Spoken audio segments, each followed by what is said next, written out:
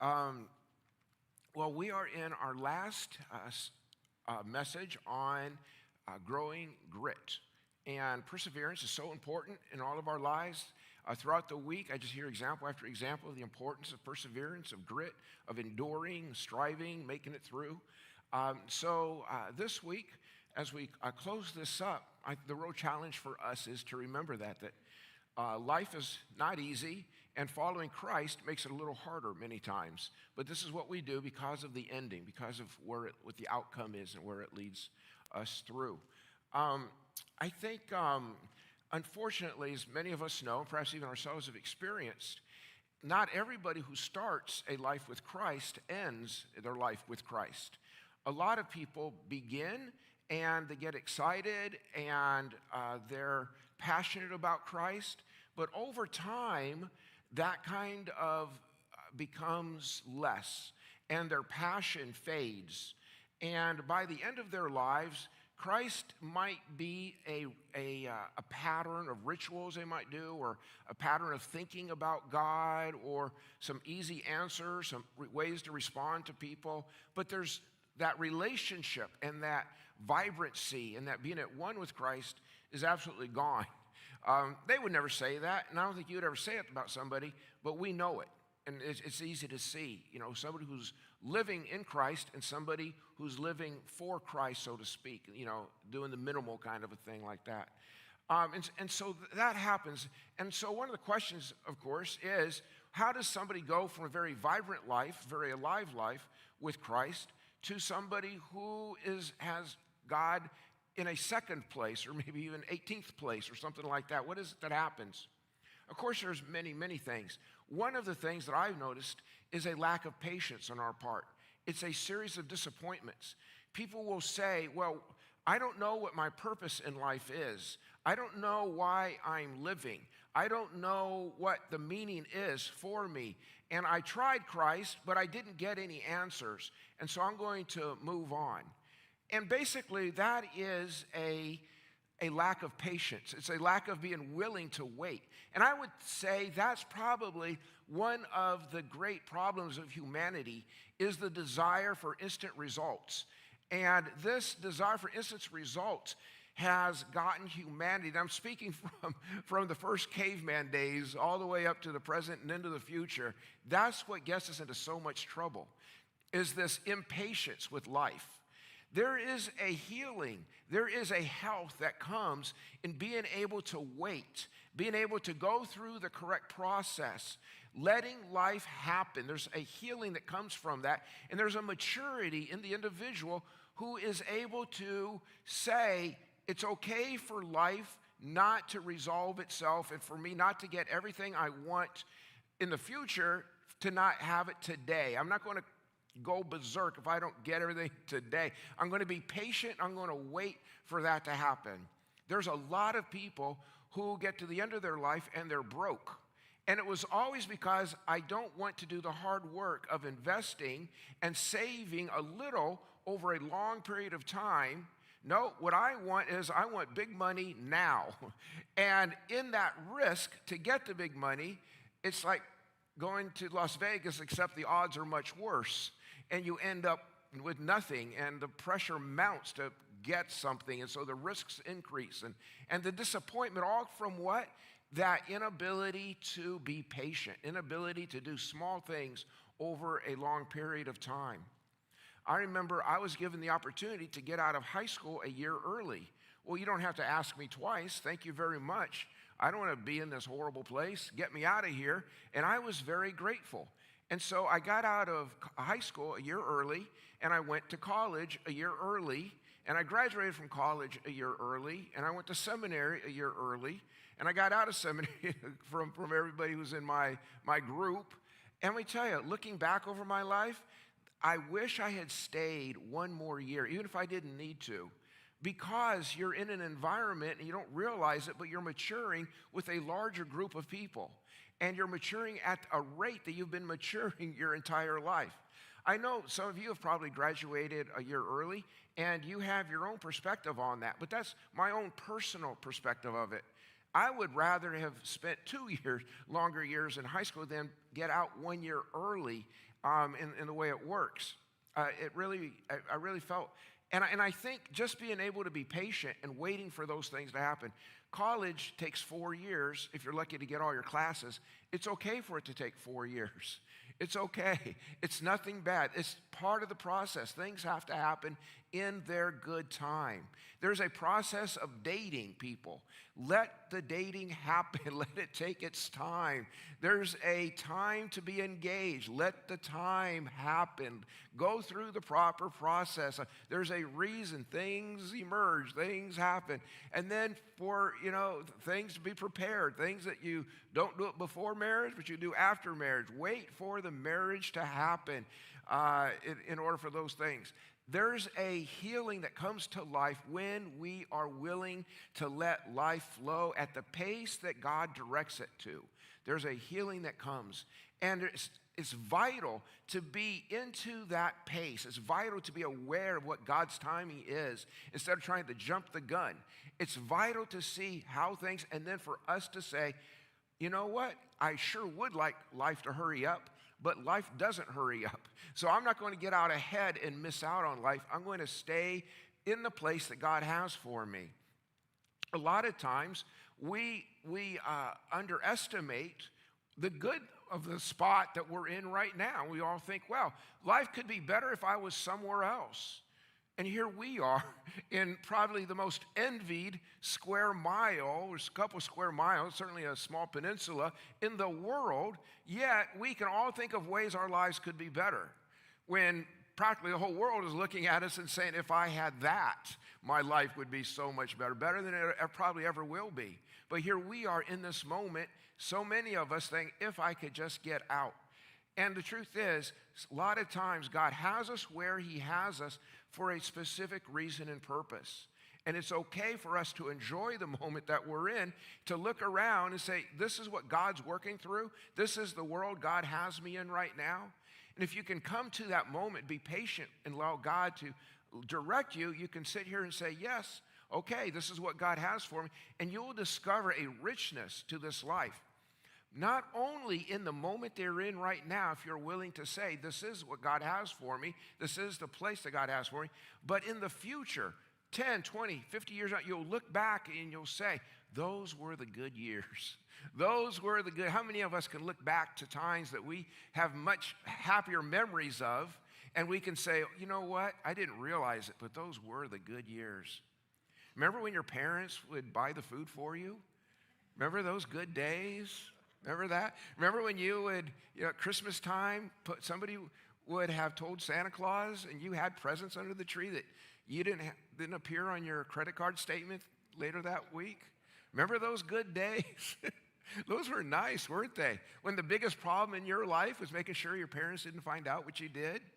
Oh, I miss those days. Yeah, now we got to worry about everybody else finding out what we do, huh? Yeah, it's so nice. It's just down to your parents. But looking back, I think the joy that we have in this day, inevitably, is to line up with what God sees in us. And I think that's really a lot of what's at the core of following Jesus, being a disciple. To be a disciple of Jesus means I follow His teaching. And when we do that, what we mean that is not in an academic setting, but it's in a personal relationship setting. I am following in the way of Jesus, the way He lives, the way He guides, and the way He speaks to me to live. And it's a decision. Am I going to live the way Jesus lives, or am I going to live the way I want to live, which is usually the exact opposite? And I have to make that decision. Am I going to be a disciple, or am I not going to be a disciple? How am I going to live? Well, this passage that I want to share with you is Matthew chapter 16, verses 24 through 27. It was funny.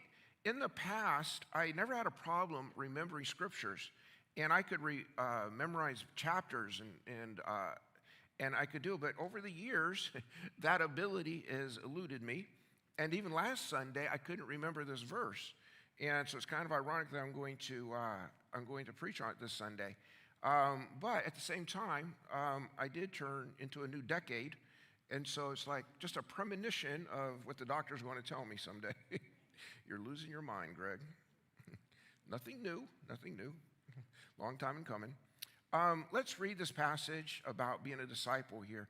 Matthew chapter 16, verse 24 to 27. I'll read verse 24, and you guys follow verse 25, and that's how we'll do it.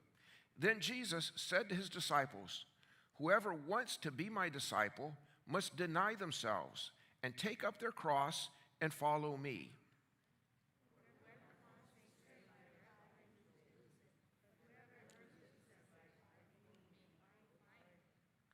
What good will it be for someone to gain the whole world, yet forfeit their soul? Or what can anyone give in exchange for their soul?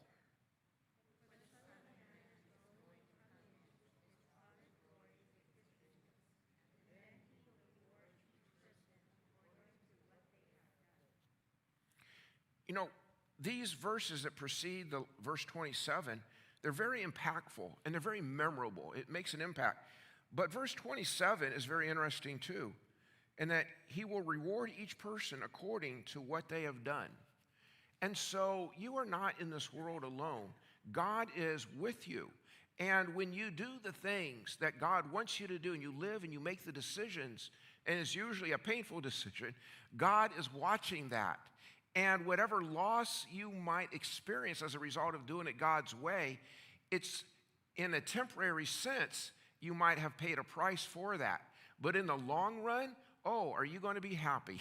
Are you going to be, because God is watching that and he's going to reward you for that and reward you in a way that will make it look like you never paid a penny for it. It was the easiest, most natural, and you're just glad that you did. Look at that. Look how God did this. And I really believe that it's making the step. It's trusting God. It's having that faith that if I follow God, then that's a wise way to live. And it will, even though everybody disagrees with me now, it's going to be a way that God's going to bless.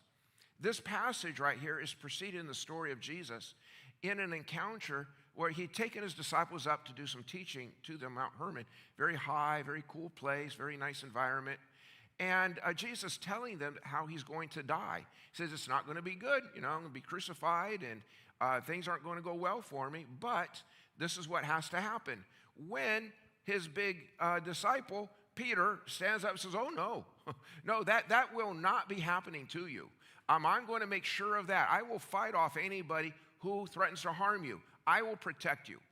And what Jesus responds, and it's always shocking to a lot of us, is how Jesus responds to him. Jesus responds by saying, "Get behind me, Satan," to Peter. Now, why would Jesus say such a thing? Because Satan had the same idea Peter did. When Jesus was tempted very early in his ministry, he was taken out to the desert where he fasted for 40 days and the devil came to him. The whole thing that the devil presented to Jesus was very simple. He says, look, Jesus, you came to earth so that you could have all the kingdoms of the world, right? That's what you're here for. I have all the kingdoms in my pocket. I'll tell you what, if you worship me, I will give you everything that you want to do. And it's as simple as that. You acknowledge that I am your superior, and I will take care of everything. You can have everything that you're here on this earth to want. And it was a way to circumvent God's will. Because God's will for Jesus, which he was very aware of, was to go to the cross. And we all know that's what Jesus feared the most, was going to the cross. That's what he wanted to avoid the very most. It weighed very heavily on him. It was something that he knew was his destiny, and he knew it was going to be a part of his life. He didn't have the benefit of not knowing or hoping for a better life. He knew that was the culmination of his life. And so the devil was sitting here saying, you don't have to do that. I can make it easy for you. Your goal is to have all the kingdoms of the world. I'll give them to you. You don't have to go through any of that. And that's the temptation that the Satan was giving to Jesus. And it's a way, without Peter even realizing it, was the temptation that Peter was giving to Jesus. It was, look, you don't have to go through the suffering. You don't have to do that. I will prevent anything bad from happening to you. I will prevent the suffering. And that's why Jesus has to respond in this way to Peter. Peter, you're saying the same thing that the devil's saying to me. And a lot of times when people come to us and they try to say, you don't have to follow Jesus to this extent, or it's going to hurt your life, or it's going to be difficult for you. There's no reason. There's always an easier way out. There's always an easier way. And so often in life, we take the easier way out. I remember many years ago, before some of you guys were born,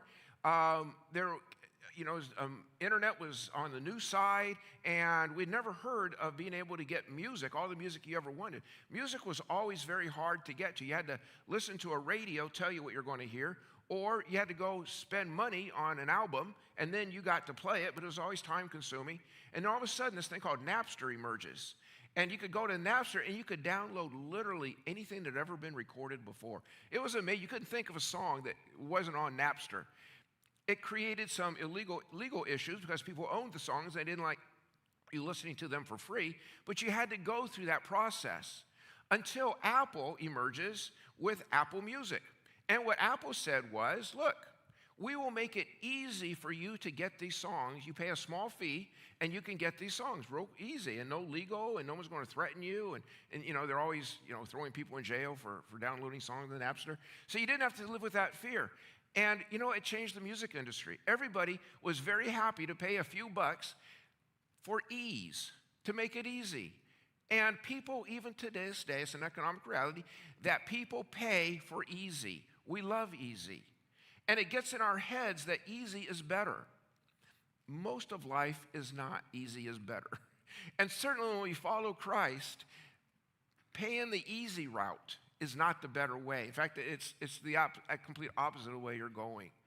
And that's what God is telling us. And this is what Peter is like saying, Jesus, what are you saying you have to die for? You don't have to. I will protect you. And this makes no sense. Why? You're 33 years old, or however old Jesus was at this point. Look how young you are. This is no time to die. In fact, living life is the exact opposite of what you're talking about. Why would you come to this earth? Why would you have the education you have? Why would you engage in this mission that you have and then to die? To die, that's the exact opposite of what you should be doing. You should be looking to live. You should be able to be making the most of your life. And again, that comes to us, and we would say, oh man, makes total sense to me. Makes total sense to me. A long life is better than a short life. What is Jesus talking about dying for? Why does that have to be it doesn't make any sense. It doesn't seem to be the way. And for us too, perhaps it's not a physical dying, but certainly it's a dying to our desire, which for many of us is just about the same thing. I would rather die than let somebody else tell me what to do. Well, welcome to every revolution that's ever existed, right? And so we do have this commitment to having our way. And even though it's in a good sense when it comes to God, yet it still conflicts with our desire. And that's what Jesus is talking about in this passage. He says, look, you got to make a decision how you're going to live. And in many ways, when we choose to follow Jesus, we're doing what is contrary to what is common knowledge about living a happier life. And so to walk in life, to walk in happiness, is literally contrary to the way of Christ. And all of us have got to come to this point in our lives where we got to say, I know what I have in my gut. I know what everybody's teaching. I know what everybody's encouraging. But at this point, I have to say, I am going to follow Christ, even it being a difficult route to take. And that's what Christ calls you and I to make that decision against us. And so any of us would say, then why would you choose that? Why would you choose Christ? Why would you ever do that? How does that even make sense? Giving up what you desire, giving up what you might dream, or giving up what you think is a pleasurable life or a life of meaning for you. And what Jesus turns around and tells them here in verse 25, he says the reason you would do that is because you love life and you want life. And he tells them, for whoever wants to save their life will lose it. And whoever loses their life for me will find it. The exact opposite. Why would we ever follow Christ when it doesn't seem to lead to what we think in this world as a happy life? The reason we would do that is because we know that living for yourself leads to death. And it doesn't take that long to get to that point either. And following Christ, if you are willing to lose your life for Christ, then you will find life. That's why we follow Jesus. It's this belief, it's a certainty that our lives result in something greater than a human could ever achieve. And sure, most people are not going to accept that. But those of you who have the Holy Spirit living in you and it's assuring you and reminding you and giving you the importance of that, then you say, yes, then so be it. Let's go the way of God. It's not the easy route. It's the hard route. It's not the cheap route. It's the expensive route. But that's the way I am going to go, because I am willing to lose my life in order that I might find it, that I might truly live. And we've seen that and lived that. There's an interesting juxtaposition here between somebody who goes down the Christian route as a follower of Christ as a tourist or a traveler. Now, for us, travel and tourist might mean the same thing in our own heads. But semantically, the words, the meaning of the words are very different. A tour is to go around, make a circumference and come back. So in the sense of traveling, you go out with every intention of turning right around and coming back to the comfort of your own home. That is being a tourist. That's what the word means. But the traveler, that word doesn't come from such a pleasant origin. That word comes from very literally the word travail. One who goes out, one who goes out for a very long time and maybe doesn't come back. A traveler in the most sense of the word is one who goes out and learns what another culture is like and begins to adapt and assimilate into that culture. One who goes out and doesn't look, where is Kentucky Fried Chicken in this city? I'm sure there is one. Where do they have Taco Bell in Barcelona? I don't know. There's got to be one, right? No, that's the tourist. The traveler, the travailer is the one who goes and says, okay, what do people eat here? All right, that's what I'm going to eat. What do people do here? Okay, that's what I'm going to do. Where do people live here? Well, okay, that's what I'm going to do. The travailer, the traveler, is the one who goes out and does not have a destination of return, but has a destination of living outside of where they came from. And they will travail. Is that the easy thing to know? It's the hardest thing. But that's what the traveler will do, the travailer will do. And for us as Christians, we don't wrap around, make a circumference. Okay, I got something from Jesus, but I'm now going back to where I'm comfortable. No, the traveler, the travailer, the follower of Christ goes out and keeps going and says, okay, what is life like now as I travel with Christ, as I am out of my element, as I'm far from my own culture? Now, what do I eat? Now, where do I go? Now, what are my values? Now, it's that assimilation, adapting the culture of Christ, adapting the life of Christ, that I am not my own. I listen to the one who is leading and guiding. That's where that is. But so many of us, our first question is was it going to make me happy? Well, that's the question, right? And we live in an age, a culture, where people are saying, well, whatever makes you happy is what is right. That should be a law if it makes you happy, and forget anybody else, but you need to be able to do what you think is right, whatever makes you happy. And there should be no restraint to that, no guardrails to that. That's the most important value we have. And we live in that. We like that idea. We love that idea until we find out that nobody who really lives, and nobody who has lived for eternity, has a value like that, where happiness is not our ultimate goal. When you think of the great Christians who have lived before us, Martin Luther, the guy that Martin Luther King was named after, that Martin Luther, he was a prolific writer, wrote. And you have so many writings, nowhere in his writings you ever see him say, I am so happy, or I need to be happy. You don't see anything like that. John Wesley, same kind of a thing. Just wrote volumes and volumes and volumes before there was speech to text even. Imagine that. There was a day like that. And he would actually write things out, that have survived to us today. You can look in literally thousands and thousands of volumes of John Wesley. You'll never see any desire to be happy. You never see anything, well, am I happy? Am I living the way best for me? You don't see any of that. What do you see in their writings? They had questions like, am I being faithful to Jesus? Am I being useful to Jesus? Being faithful and being useful. Those were the values they were living for. Those were the questions that they were asking. And so it's not to us to ask ourselves, are we being happy? That's anti-Christian in a sense. It's asking ourselves, am I faithful to Jesus? Am I being useful to Jesus? That's the call. That's the direction. Now, does happiness come as a result? Oh, yeah, as a result of your faithfulness, as a result of being useful. An incredible amount of happiness comes indirectly from that. But we never lose sight of our goal to be useful, of our goal to be faithful to Jesus. And that is the driving, that's the goal, that's the direction in which we move forward in. Yeah, happiness, I agree. It's nice to be happy. But happiness is very elusive if that's where you're trying to get to. But if you are looking to be faithful to Jesus and be useful to Jesus, and those truly are your goals, whether regardless if you're happy or not, in the end, you'll look back and you'll say, I regret nothing in my life. I am so happy what I've given my life to follow Jesus on and to pay the price that I've paid to follow Jesus. We live, we move in that world. I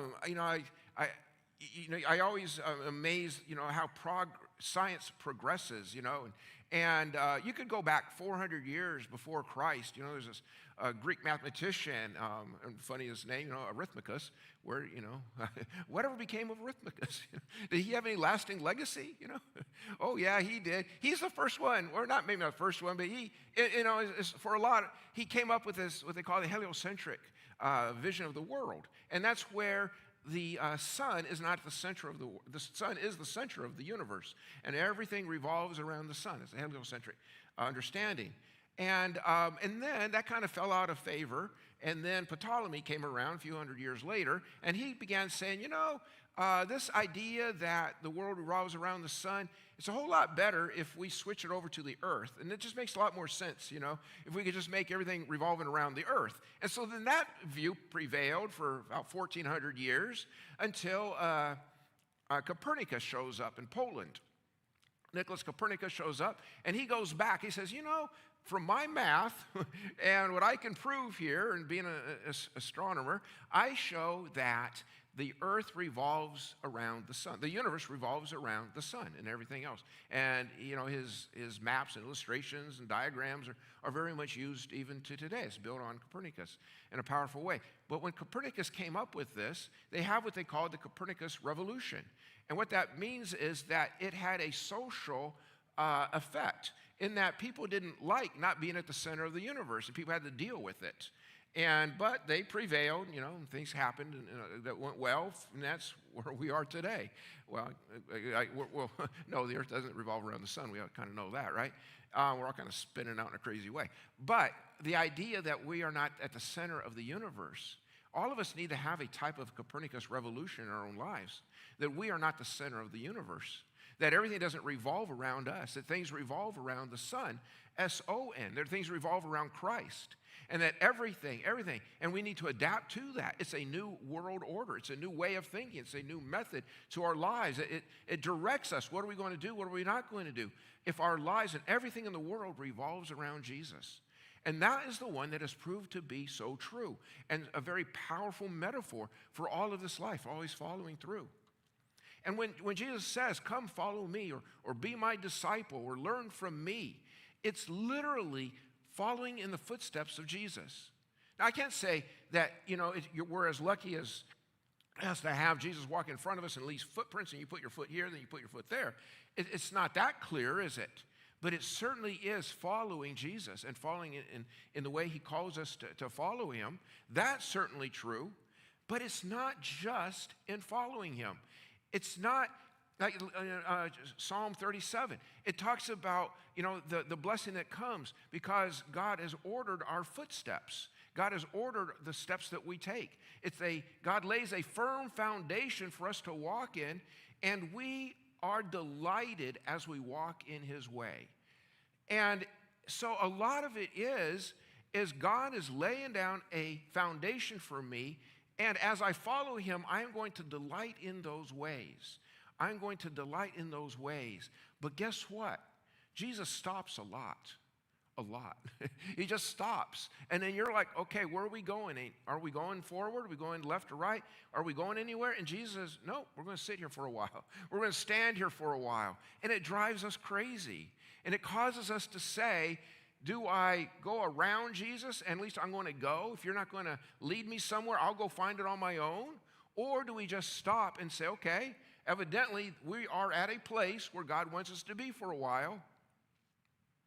I remember my grandfather told me a story. He was a medic in World War II in London during the Blitzkriegs and the wars. And so he would be in that corps of medics that would go to the recent bombings and dig out humans and things like that.